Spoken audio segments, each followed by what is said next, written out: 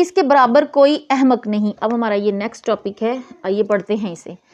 پھر سرکار دو عالم صلی اللہ علیہ وسلم کے دنیا سے تشریف لے جانے کے بعد 100 سال تک صحابہ کرام صلی اللہ علیہ وسلم دنیا میں موجود رہے۔ اس پوری صدی میں کوئی ایک ایسا واقعہ ثابت نہیں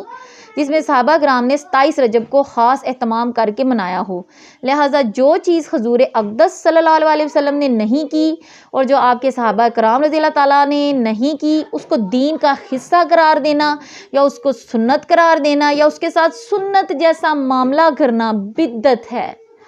اگر کوئی شخص یہ کہے کہ میں معاذ اللہ ثم معاذ اللہ حضور صلی اللہ علیہ وسلم سے زیادہ جانتا ہوں کہ کون سی رات زیادہ فضیلت والی ہے، یا کوئی شخص یہ کہے کہ صحابہ اکرام رضی اللہ تعالیٰ عنہم سے